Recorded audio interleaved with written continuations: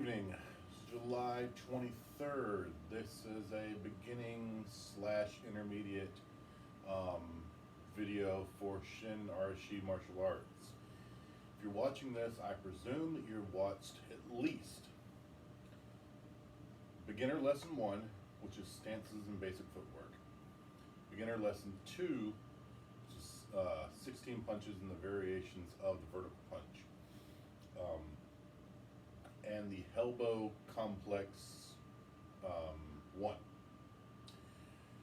We are going to be building on material from those lessons, so even if you are experienced in other styles of martial arts, you may be a little lost with some of the terminology I'm using and some of the ideas we're coming across. Okay, this video will specifically be on almost intermediate punching and combinations. So, emphasis in this style is the beginning levels on stance, structure, movement, and punching. Okay?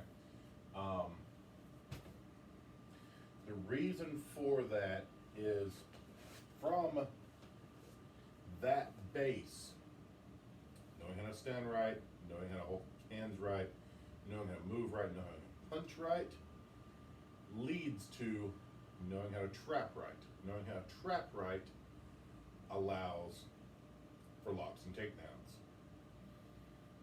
At least our methodology. We will be incorporating in a later video combinations that include kicking. I need to set up the second kicking video before I do that. Kicks are fine. They're not as good as punches. There's a big trade-off between power and range versus accuracy and speed and mobility. Speed, accuracy, mobility coming with hand strikes. Elbow strikes are great. They're short. Knee strikes are great. They're probably shorter than punches. They are shorter than most punches. Okay, so if you've watched these other videos first, you know that a majority of this style's punching is variations on the vertical punch. Okay? Be it from lead, rear, turning and returning, and different variations of steps. So that's going to be 80% of your punches probably. But it's good to know other punches to create angles for your primary punch. If you throw one attack all day, all right, eventually the other guy's going to know what to block, even if it's only 3 hits coming. You know, we're not sport art, so this is less about, round 2 and round 3. So, vertical punch hits with the bottom 3 knuckles. For sake of simplicity, all the punches we're doing today are going to hit with the bottom 3 knuckles. Vertical punch. Primary target is the chest, throat, or face. Okay? The other hand, unless it is actively doing something else, should be at Wu Sao. The next punch in the system, and if there is a 27 movement section 1, go watch that real quick. The next punch in the system is horizontal punch. This is very close to karate's Oi Tsuzuki. Okay? Okay? It is not a boxing cross because it does not involve a full body turn. Okay? It can be off lead. We are still hitting with these bottom 3 knuckles, and the primary target is the solar plexus. There are some oddball times when this can go to different things depending on where the opponent is. If the opponent's on the ground, it can go to the ribs. If the opponent is bent down, it can go to the head. Okay?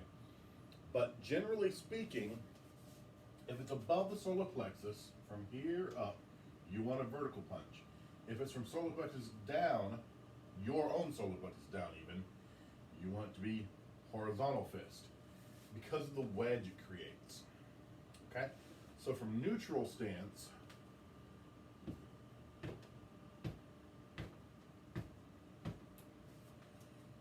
to you.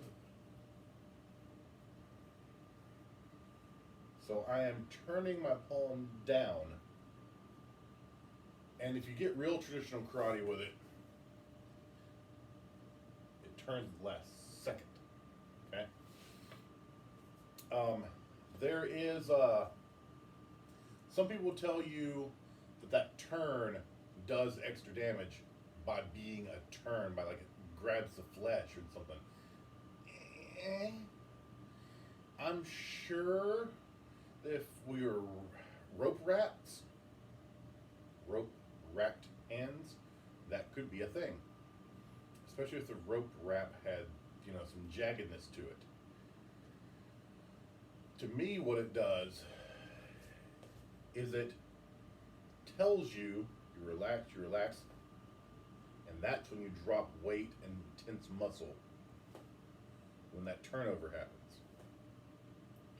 So you see I'm very relaxed, and then here, I drop my weight ever so slightly and I tense all my muscles. This system is a hard, soft system, okay? I should have talked about that a long time ago in these videos. Soft systems are all about flowing with things, supposedly. Some people call judo, aikido, and jiu-jitsu soft systems, and it's supposed to be yielding, trying to go with energy given to you. And hard systems are about all force and power.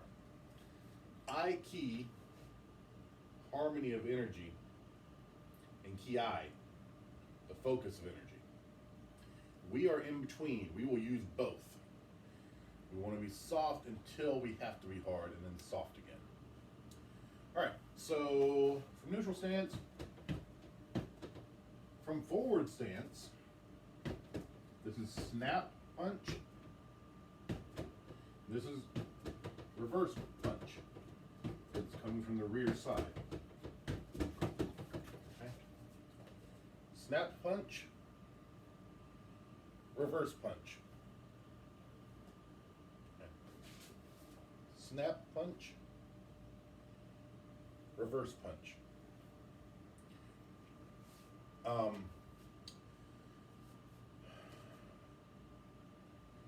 There's some footwork you can use with that. I'll go ahead and show that. So you could snap punch from drag step, making sure you keep the rear hand up. You could reverse punch from 45-degree step, okay? It's like I'm slipping there across and dropping a hit down with a puck, okay?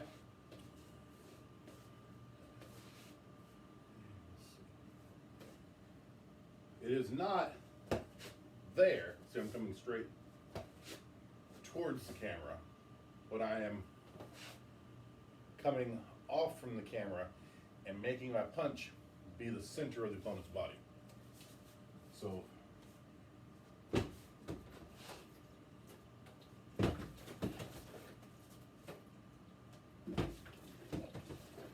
and last is lunge punch. Lunge punch is probably, we don't use it a tenth of the time that karate would use it, but rear foot step, rear hand punches. Now again, that could be I'm closing the distance and this hand's actively blocking. And that's a good way to generate a lot of power into a punch that can lead to the next trap.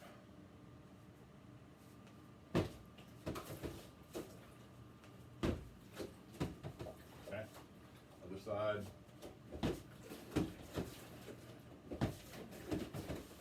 So you see I'm not walking towards him, I'm walking to flank him.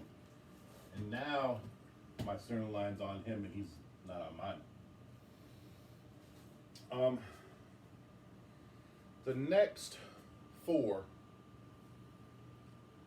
are kind of evolutions of the first four elbows. So our hook is a short hook, okay? So off of lead, and it can be done from rear. All these can be done lead and rear. There's a slight advantage to this one being lead. So let's look at the elbow again. Come straight across. Come straight across.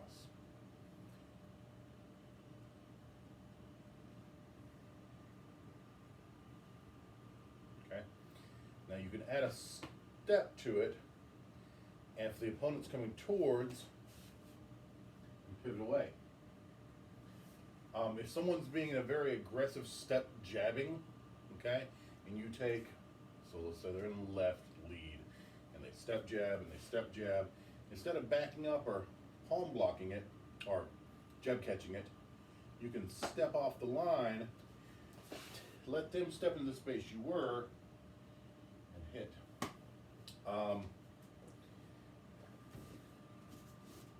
The two biggest times I've had flash knockouts in class where someone's out for a second were off of that counter. One of my students was very aggressive and very powerful in his step forward. In large part because he came from a wrestling base and was used to penetrating real deep with the steps. And so I hit him, and when I hit him, I didn't even hit him hard. Okay, it was just carry of momentum, and it got right on the button, and so he falls. And when he falls, his elbow lands my chest hard, and I'm like, I thought he was still fighting. And I go to hit again, and then I see he's actually falling. I'm like, oh crap! I have to catch him on his way down. So this technique, short hook, and then a short hook pivot step, where the punching hand and the pivoting foot are almost moving in concert with each other. All right, so on the dummy, I'm going to show on both sides. The elbow, of course, looks like this, coming straight across. The hook, test this out on something lightly.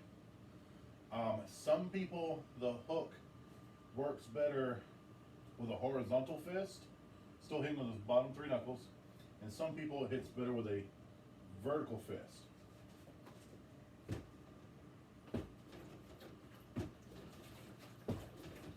Okay? Neither one are wrong to our style. It just depends on how your structure feels better. And then the pivot. Okay. All right. That's really good if you reach for the vertical punch and they slip and you come across. All right, the next one is based off the upwards elbow. I tend to throw this off of rear, but you can throw it either one. And it's the uppercut. Now, we're going to use a lot of Western boxing terminology, and if a Western boxer saw this, they would be like, that's the worst hook, or that's the worst uppercut ever. Because we're taking that terminology because Western ears are used to hearing it. But the methodology is more from Kung Fu or karate.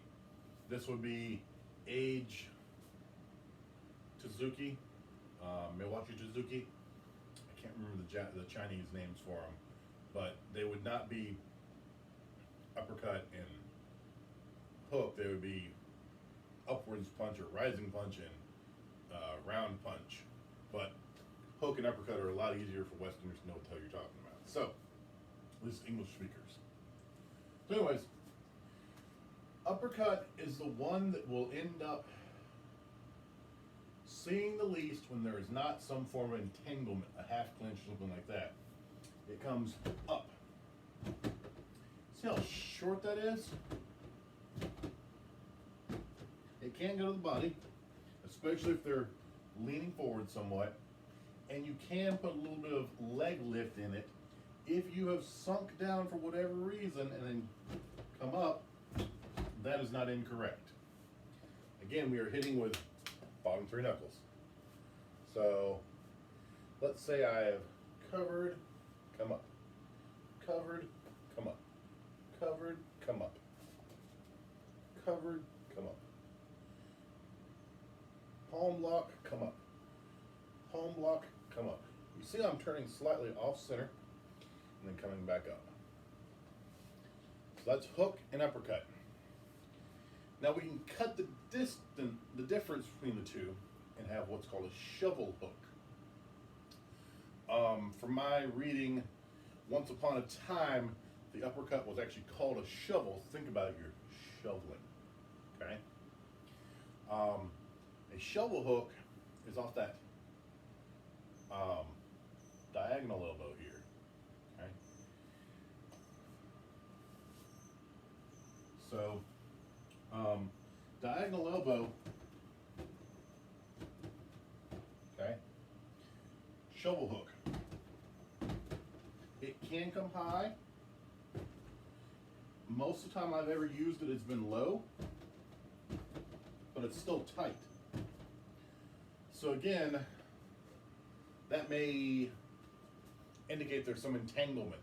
I've got hold of an arm, they've got hold of an arm, I've got a hold of a neck, something like that. But it can hit here in the ribs or here in the side of the neck head, okay, up into the jawline. And it has a lot of turn. And as you can see, it can be thrown lead or rear, high or low, okay? There's a variation to that we'll learn in the advanced video called a bolo, and it's more big and whipping. And I only mention that to let you know this is tight. The bolo is more there, okay? This is not that. This is, I am making, on all of these, I am connecting the body and the punch, okay? All right. So,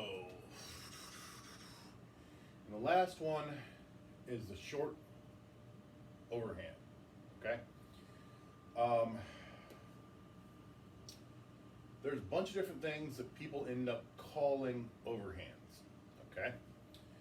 There is a northern style Chinese overhand or crushing fist, I think is what that's called. I have to look that up.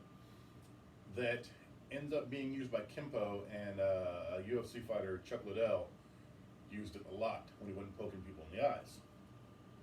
And I showed this to make differentiation. It is here, a big sweeping arc down. Now, if you hit with a forearm, or if your wrist is wrapped to hell, that can be devastating. It's a meteor on the end of a string, okay? That's not the short overhand. There is a variation of the reverse punch, which is high, okay? Still not this, okay? So those would look like here, okay? My advanced students will know what I call a rainbow ridge hand. Ridge hand here. The high reverse punch, okay? It's kind of like that, but it arcs down. You see on my fist is now a upside down vertical. I move my head slightly and I turn my body into the strike, okay? This is probably the least used of all of these, but moving your body and feeling where this is will teach you how to block it better. So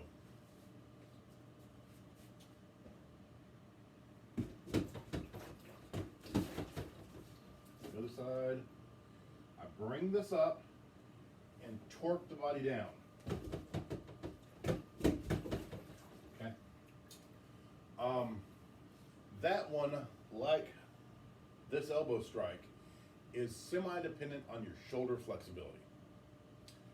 So, you know, do what I want you to know this strike, just like I want you to know that elbow, so that way eventually I can teach you the defenses for it.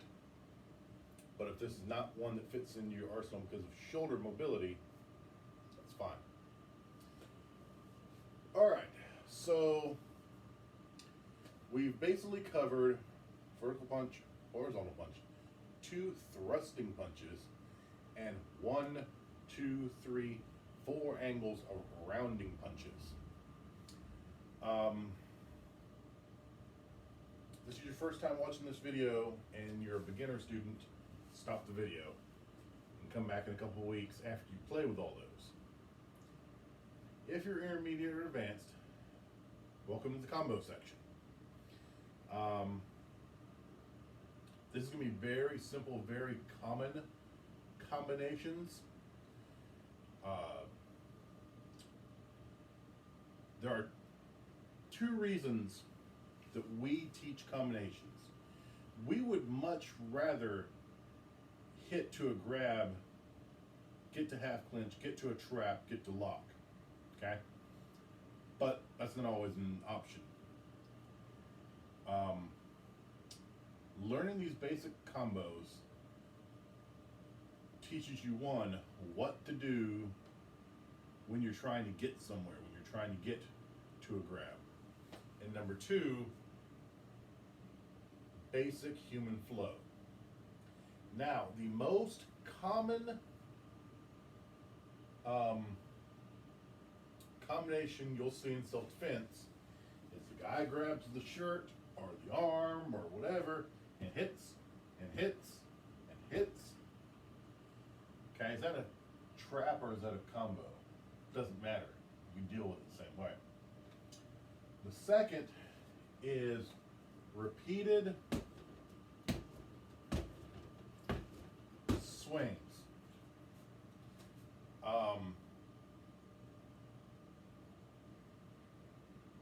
And we will deal with those defenses later on. But if someone has a little bit of training, you might see one of the following. The first of which is the double jab. The double jab can be done in vastly different methodologies, okay? A jab for us can be a feeler, but it is an attack every time, okay? A lot of people who actually know the jab will be using that as a feeler. Hey, where's everything, okay?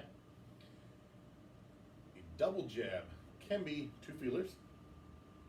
It can be a feeler, hey, I made contact, power, okay?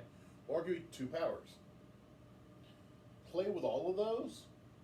My preference is 2 powers. What that does is the most common idea is if I throw a left down, I'm going to throw a right, okay? But if I throw 2 lefts, that completely changes their math. Okay, instead of getting 3, they're getting 2, and they don't understand why that 2 was hitting them. All right, so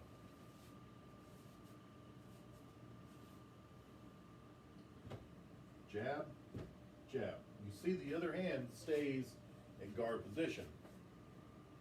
Okay, that could work off of a step jab, jab. Okay. If they are running away, it may have to be step jab, step jab. More than 2 step jabs, I would start doing crossover punches. Because then you'll end up leaving the rear hand behind, the rear foot behind, then you're off center line. All right, so step jab, double jab. Jab, jab, no, we'll do jab cross. Jab cross is the universal 1-2, okay? 1, 2, 1, 2. What's different for us is where the other hand, the non-active hand is. For boxers, it would be here, here, here. See, I'm covering here. They're using their shoulder to hide their jaw and coming in. Let me get more in the angle of the camera. Here, covering my jaw with the shoulder. Here. We don't want that. That's too tight. We want here, this is that protecting, this is protecting. The moment the jab comes back, the cross comes in. Okay? Jab, cross. Jab, cross. From other stance, jab, cross. Jab, cross. At this level, you shouldn't really be worried about the power of these. Just worry about the structure. Okay. So we did double jab, we did 1-1, and we did 1-2. Now we're gonna do 1-1-2. Okay. You'll notice that I am standing a lot of times with my open side towards the camera. I am a lot of times more comfortable in southpaw, but I do stuff in orthodox as well. I want you to train both because there's lots of reasons. Number one, to have more balanced mind and balanced body. But for now, just take it that every time you do something southpaw, do it orthodox as well. So 1-1-2. Double jab, cross. So now he's expecting, and you see I'm holding this real loose. That's fine for doing something like this. Okay? Cupping your hand and hitting here is fine for when you're just touching. Okay? You're worried about structure. After you develop your hand, you can actually punch like this. But at this level, I do want you guys to practice closing your hand. So I'll try not to be a bad example.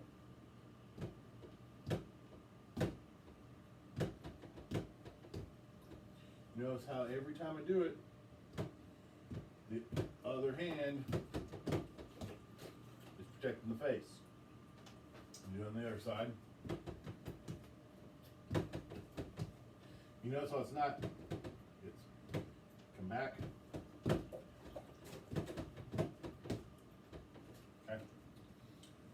So that's 1-1, 1-2, and 1-1-2. Okay, double jab, jab cross, jab jab cross.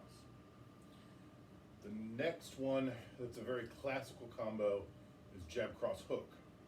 And again, there's two methodologies for it. We'll do the simple methodology first. Jab, cross, hook. Okay? Jab, cross, hook. Jab, cross, hook. Other side. Jab, cross, hook. Jab, cross, hook. Now, power puncher boxers will tell you it should be jab, cross, turn the body. Okay? There is some validity to that, but we're not looking for power punching. We're looking for tactical angles. All right? So we're going to do jab, cross, pivoting hook.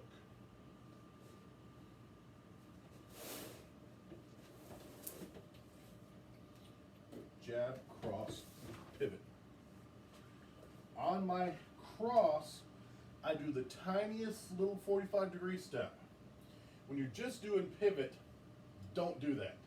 On this, because we are using it to cover, so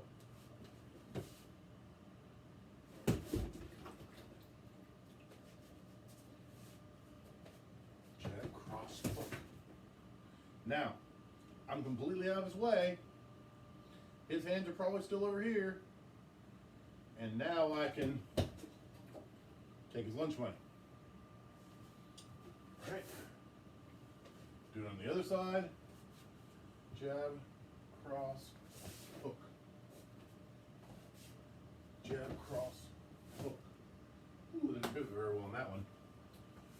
Jab, cross, hook. Okay.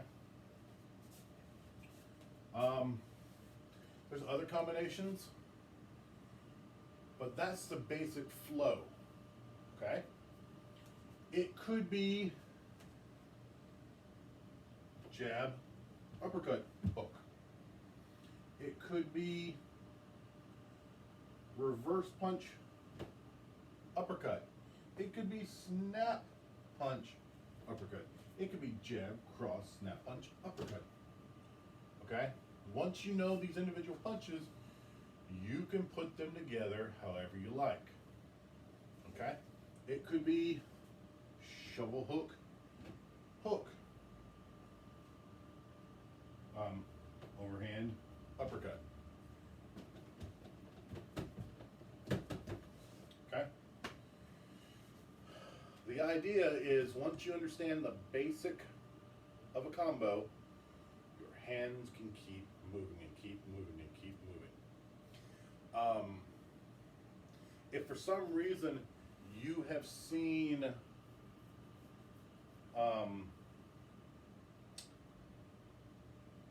double stick one, if I've got that by the time you watch this, let me grab some double sticks.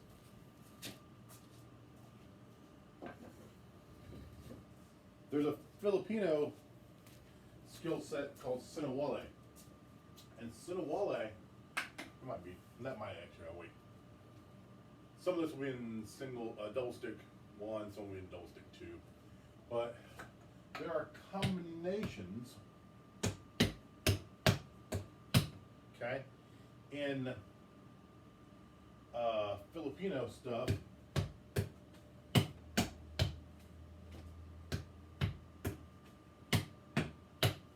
Okay.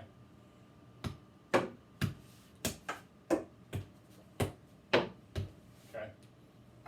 That you will probably never do, you'll probably never find anybody with a double stick. We're going to have some fun sparring eventually, or you might play with some Dog Brothers type guys or something like that.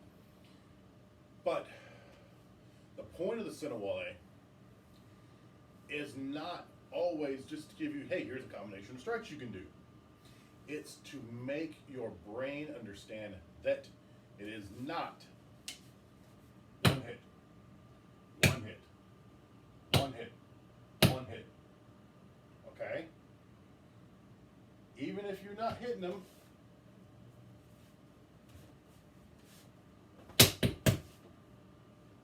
all right? So,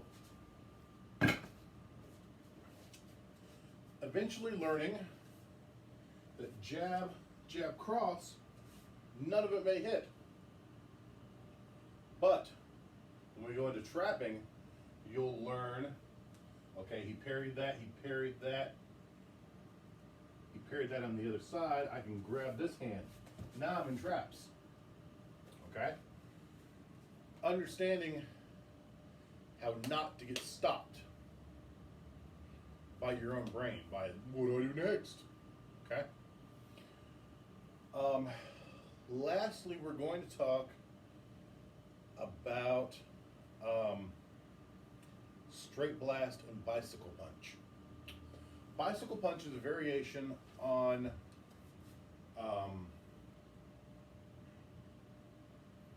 vertical punch from Wing Chun. A lot of schools teach it in this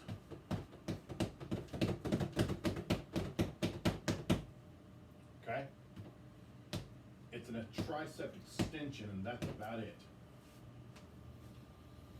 That has extremely limited use. If you've really got somebody cornered and you just want to jiggle their brain to death, okay, that's fine. A better variation on it, and it's very difficult to show. If I had a tie bag on a track, that would probably be the best. Bearing it, except for a human holding pads for me. The idea I want is for each hit to knock them down, back, angled slightly.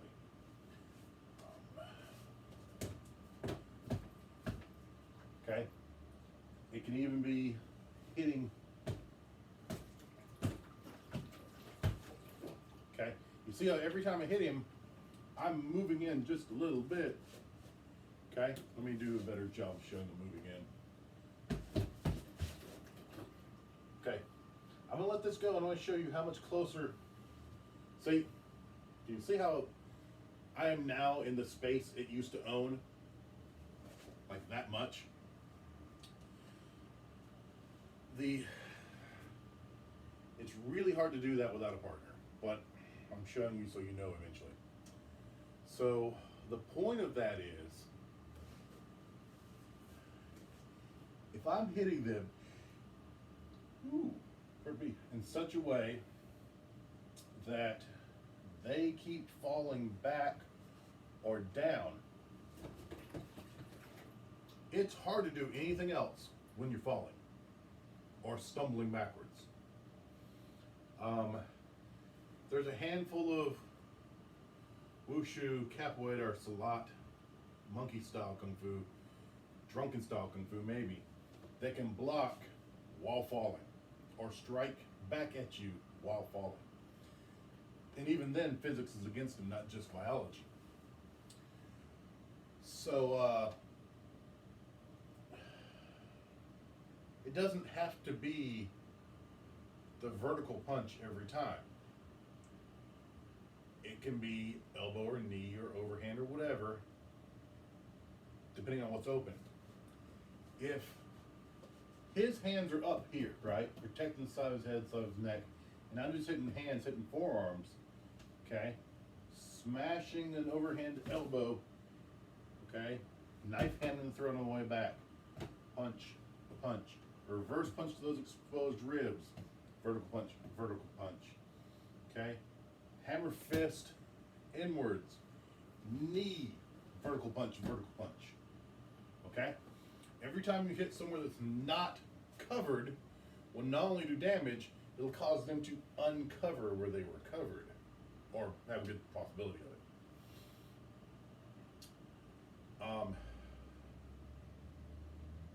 Some of my students unflatteringly call that the Kung Fu Panda, because they didn't understand how it worked, and then all of a sudden they were being punched by this tubby dude in a way they didn't understand. So the thing about the straight blast is it can't work from here. Okay? If I just go, wah, all right, one random hook punch or spear finger defeats that. A halfway decent pivot step bong sao or pivot step jam sao, for someone who knows what the hell they're doing, you'll eat dirt. Okay? You'll learn when we get to trapping how to set that up. But in punching, jab, reverse punch. Okay, you hit them in the breadbasket and they start to suck air. Hey, there's a good time. All right, we pivot step with this hook. Okay, and they take damage, but they're not done. They're not cowering, they're not running away, they're not falling over. You don't have time to escape yet, all right? So it very well could be, hey, jab catch, step off the line, hook. Okay. And you see every time I'm coming back here, because this could go wrong at any moment.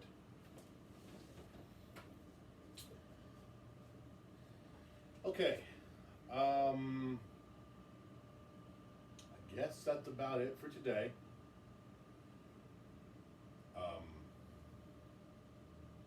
So if you're intermediate or advanced, you should know all these, but take time and play with it. Feel it out. Feel out combos, okay? Would this flow off of this? Okay. And this, and this, and this? Sure. And this, and this, and this? Sure. Feel the flow, because there's so much that's Um, Dictated by physics and common physiology, but so much in martial arts will actually be dictated by your mindset and physicality. Okay? So the combos that I love or traps that I love may not be the ones you love. There's certain things for the style to be the style you gotta have, but there's a whole lot of room for self-expression and self-exploration.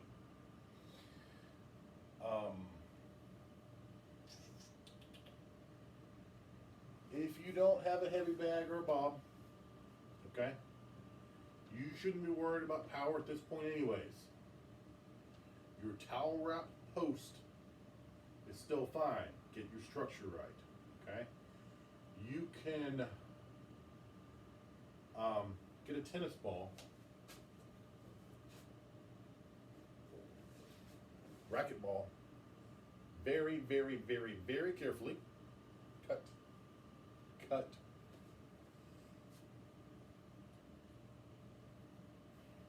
Come on.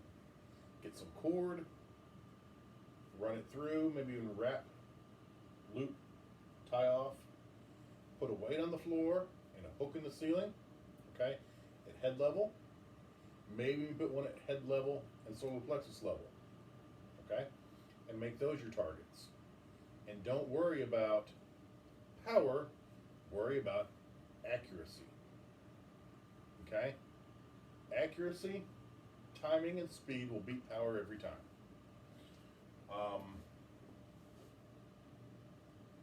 Almost every time. Okay, I guess that's all. Thanks for putting up with me again. Give me a thumbs up. Tell me what you thought.